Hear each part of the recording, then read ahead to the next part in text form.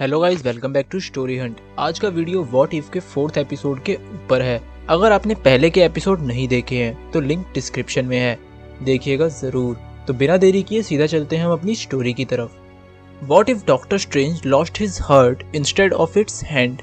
Starting में हमें दिखाते हैं कि डॉक्टर स्ट्रेंज अपनी जीएफ क्रिश्चियन पाल्मर के साथ डेट पर जा रहे होते हैं। तभी रास्ते में एक ट्रक को ओवरटेक करने के चक्कर में इनका एक्सीडेंट हो जाता है और कार क्रैश में क्रिश्चियन मर जाती है। इस एक्सीडेंट में क्रिश्चियन को खोने के बाद डॉक्टर स्ट्रेंज पूरी तरह टूट जाते हैं। उसके दिमाग में बस एक ही चीज चल रही होती है कि वो किसी भी हालत में क्रिश्चियन को वापस लेके आए, बट कैसे? इन्हीं सवालों का जवाब ढूंढते ढूंढते स्ट्रेंज काठमांडू जाता है और एंशिएंट वन से मिलता है और वहाँ अपनी ट्रेनिंग स्टार्ट करता है।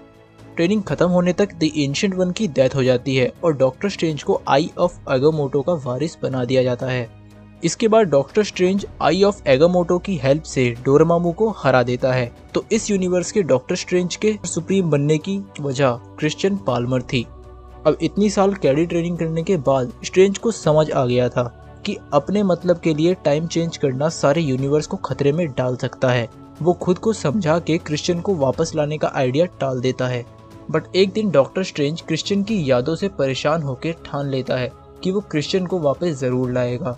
आखिर कब तक वो दूसरों के लिए जिंदगी जिएगा? आखिर उसको भी तो खुश होने का हक है। वो बिना ड्रॉबैक सोचे सीधा टाइम में पीछे जाता है, करेक्ट उसके और क्रिश्चियन के डेट पे जाने वाली रात पर। डॉक्टर स्ट्रेंज को जल्द ही समझ आ जाता है कि वो चाहे कितनी भी टाइम में चेंजिंग्स कर ले, क्रिश्चियन पाल्मर का मरना तय है, कभी कार क्रैश में तो कभी किसी और एक्सीडेंट में या कभी नेचुरल डेथ। अब डॉक्टर स्ट्रेंज हार जाता है। तभी वहाँ द एंशिएंट वन आती है और वो स्ट्रेंज को बताती है कि क्रिश्चियन की डेथ टाइम में एब्सोल्यूट पॉइंट है। यही पॉइंट स्टेफन स्ट्रेंज को सुप्रीम बनाएगा। इन शॉर्ट, स्ट्रेंज कुछ भी कर ले, वो सीधे रास्ते से तो क्रिश्चियन को नहीं बचा सकता।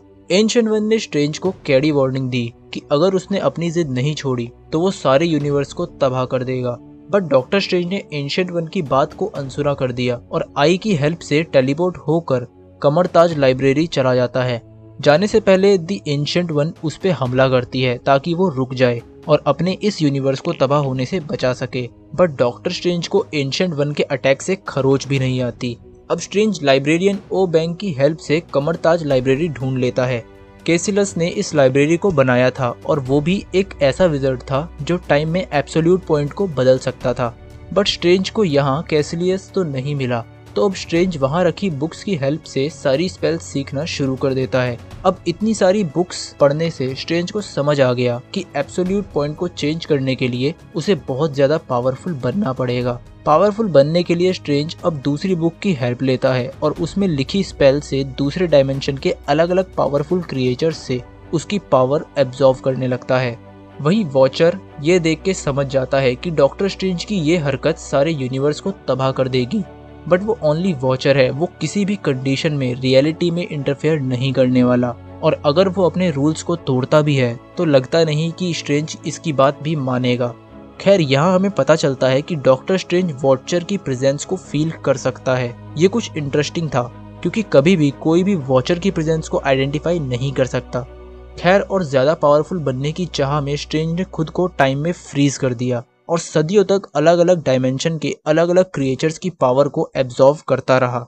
अब जब स्ट्रेंज वापस आता है तो वो देखता है कि ओ बैंक काफी बूढ़ा हो चुका था। डॉक्टर स्ट्रेंज उसे अपनी पावर से वापस जवान बनाने का ऑफर देता है, बट ओ बैंक साफ मना कर देता है। वो स्ट्रेंज को बताता है कि इसी यूनिवर्स में एक और स्ट्रेंज था जिसने क्रिश्चियन को भुला के अच्छाई का रास्ता चुना था।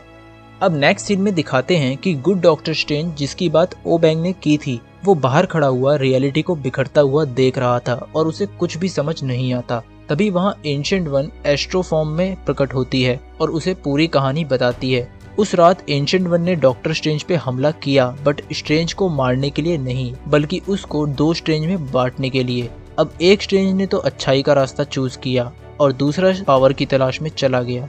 मतलब दी एंशिएंट वन की कृपा से इस यूनिवर्स में डॉक्टर स्ट्रेंज के दो वर्जन थे, एक गुड स्ट्रेंज और दूसरा इवल स्ट्रेंज।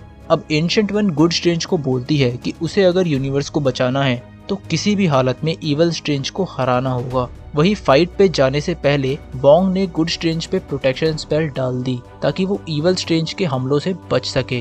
कुछ देर बाद ही इवल स्ट्रेंज गुड स्ट्रेंज को अपने साथ एक्सीडेंट वाली रात पे ले गया ताकि ये दोनों मिलके क्रिश्चियन को बचा सकें। बट इवल स्ट्रेंज के बहुत समझाने के बाद भी गुड स्ट्रेंज ने उसकी नहीं मानी। गुड स्ट्रेंज को अच्छे से पता था कि अगर क्रिश्चियन वापस आई तो टाइम में एक खतरनाक पैराडॉक्स क्रिएट होगा जो कि पूरे यूनिवर्स को खत्म कर देगा।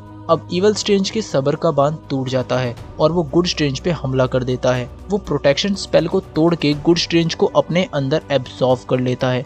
अब दोनों स्ट्रेंज के मिलते ही डॉक्टर स्ट्रेंज एक मॉन्स्टर में बदल जाता है और अब वो अपनी अल्टीमेट पावर यूज करके एब्सोल्यूट पॉइंट को तोड़ देता है और क्रिश्चियन को वापस जिंदा कर देता है। गुड स्ट्रेंज पैराडॉक्स के बारे में बिल्कुल ठीक था। क्रिश्चियन वापस तो आई बट उसके बदले में पूरा यूनिवर्स खत्म होने लगा। पूरे यूनिवर्स के साथ साथ क्रिश्चियन भी गायब होने लगी।